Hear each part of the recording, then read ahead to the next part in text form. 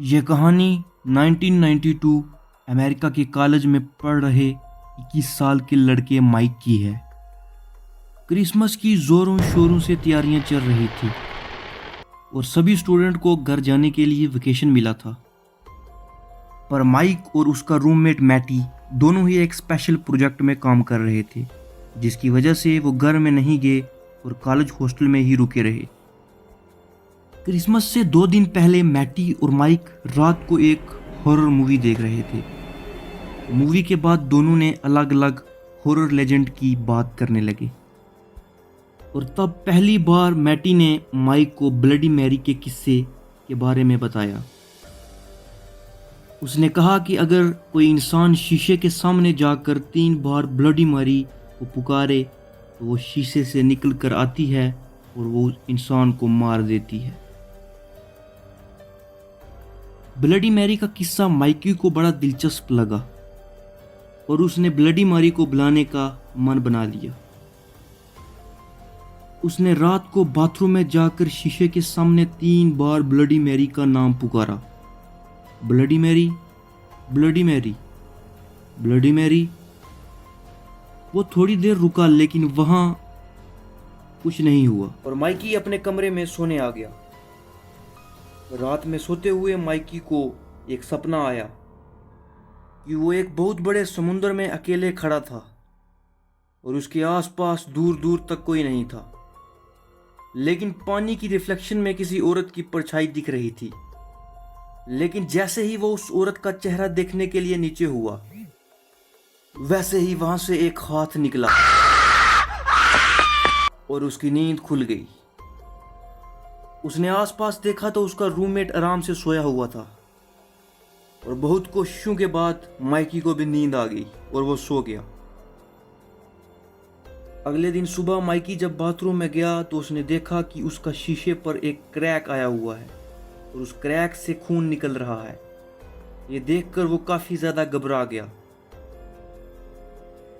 फिर अगली रात उसे दोबारा एक डरावना सपना आया, जहां वो एक अंधेरी जगह में खड़ा है और उसकी चारों ओर शीशे ही शीशे हैं।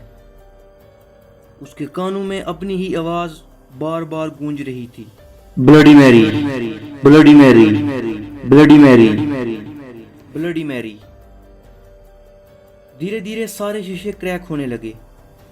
उसको एक शीशे में एक बच्चा रोता हुआ दिखा। जैसे ही वो उसके पास गया, सारे शीशे क्रैक हो गए और उसने जैसे ही पीछे मुड़कर देखा, पीछे ब्लडी मैरी खड़ी थी।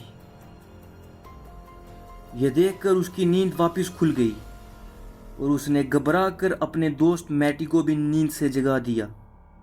जब माइकी ने मैटी को उसके साथ हुए पूरे किस्सा सुनाया, तब मैटी को बिल्कुल यकीन नहीं हुआ और उसने माइकी को कहा कि यह सब एक कहानी है। पर माइकी के बहुत कहने पर उन दोनों ने उस रात ब्लडी मैरी को वापस बुलाकर उससे माफ़ी मांगने का प्लान बनाया। इस बार उन्होंने ब्लडी मैरी को बुलाने के लिए पूरे रूल को फॉलो किया और ब्लडी मैरी को 3 बार आवाज़ लगाई, पर कोई भी नहीं आया। फिर मैडी बाथरूम से बाहर निकला और माइकी को उसे अकेले बुलाने के लिए कहा। बहुत हिम्मत करके जब माइकी ने ब्लडी मैरी को 3 बार बुलाया, तब भी कुछ नहीं हुआ। मैटी बाहर से बोलने लगा कि माइकी ज्यादा सोच रहा है और यह सब एक कहानी है। लेकिन फिर दरवाजे के नीचे से दिख रही कैंडल की लाइट हिलने लगी। मैटी को थोड़ा अजीब लगा और उसने तुरंत माइकी को पूछा कि वो ठीक है। माइकी इतना डर गया था कि उसकी आवाज मुंह से निकल नहीं रही थी। पर तभी बाथरूम की लाइट पूरी तरह से बंद हो गई और तभी उसे शीशे के सामने ब्लडी मैरी दिखाई और वह बहुत जोर से चीखा। मैटी उसकी चीख सुनकर बहुत घबरा गया और उसने दरवाजे खोलने की बहुत कोशिश की, मगर दरवाज़ा नहीं खुला और उसने जल्दी जल्दी गार्ड को बुलाया और दरवाज़ा तुरंत तोड़ दिया। जब दरवाज़ा खोला तो मैडी ने देखा कि शीशा टूटा हुआ है और माइकी का सर बाथरूम के सिंक में पानी में डूबा हुआ है। माइकी को तुरंत हॉस्पिटल ले जाया गया लेकिन वो नहीं बच पाया। मैटी उसकी मौत को अपने लिए जिम्मेदार मानता है और आज भी ब्लडी मैरी का नाम अपनी जुबान से नहीं लेता। अगर आपको ये वीडियो अच्छी लगी तो सब्सक्राइब ज़रूर करें और हर हफ्ते सुने एक हॉरर स्टोरी।